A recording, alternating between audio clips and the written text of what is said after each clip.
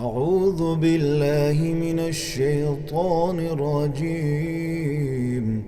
بسم الله الرحمن الرحيم. الرحمن علم القرآن خلق الإنسان علمه البيان. الشمس والقمر بحسبان والنجم والشجر يسجدان. والسماء رفعها ووضع الميزان ألا تطغوا في الميزان وأقيموا الوزن بالقسط ولا تخسروا الميزان.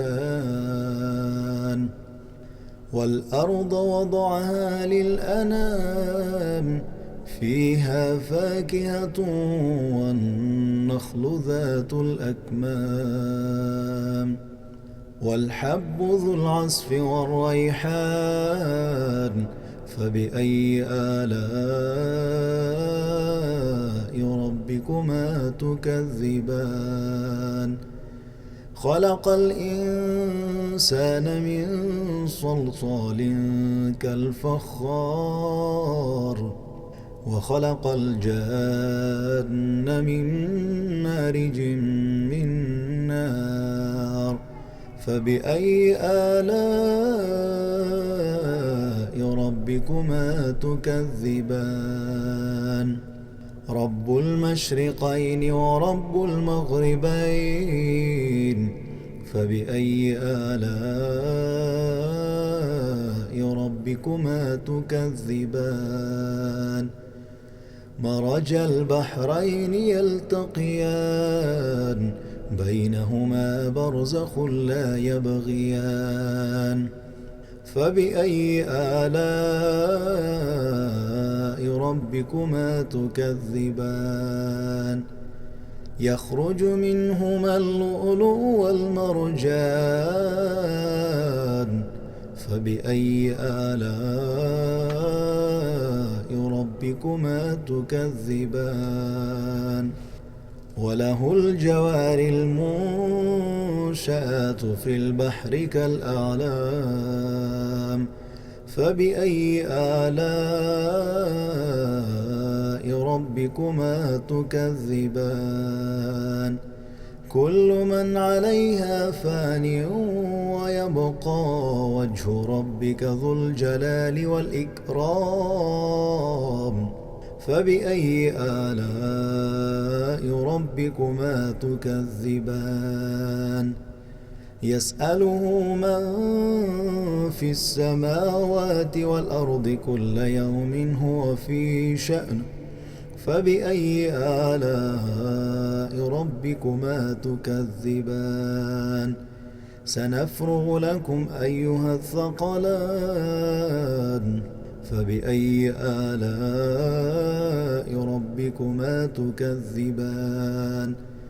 يا معشر الجن والإنس إن استطعتم أن تنفذوا من أقطار السماوات والأرض فانفذوا لا تنفذون إلا بسلطان فبأي آلاء ربكما تكذبان. يرسل عليكما شواظ من نار ونحاس فلا تنتصران فبأي آلاء ربكما تكذبان. فإذا انشقت السماء فكانت وردة كالدهان فبأي آلاء ربكما تكذبان. فيومئذ لا يسأل عن ذنبه إنس ولا جان فبأي آلاء ربكما تكذبان. يعرف المجرمون بسيماهم فيؤخذ بالنواصي والأقدام فبأي آلاء ربكما تكذبان هذه جهنم التي يكذب بها المجرمون يطوفون بينها وبين حميم آن فبأي آلاء ربكما تكذبان ولمن خاف مقام ربه جنتان فبأي آلاء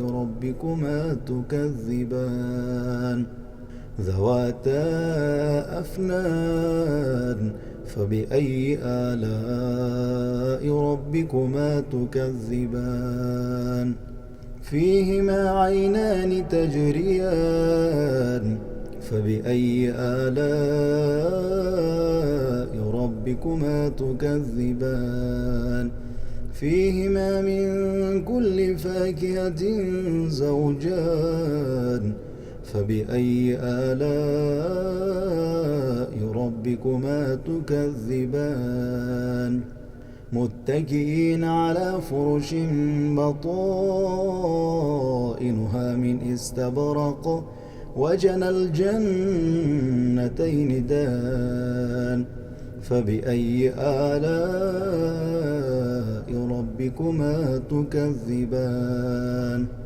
فيهن قاصرات الطرف لم يطمثهن إنس قبلهم ولا جان فبأي آلاء ربكما تكذبان كأنهن الياقوت والمرجان فبأي آلاء ربكما تكذبان هل جزاء الإحسان إلا الإحسان فبأي آلاء ربكما تكذبان ومن دونهما جنتان فبأي آلاء ربكما تكذبان مدهامتان فبأي آلاء ربكما تكذبان فيهما عينان نضاختان فبأي آلاء ربكما تكذبان فيهما فاكهة ونخل ورمان فبأي آلاء ربكما تكذبان فيهن خيرات حسان فبأي آلاء ربكما تكذبان حور مقصورات في الخيام فبأي آلاء ربكما تكذبان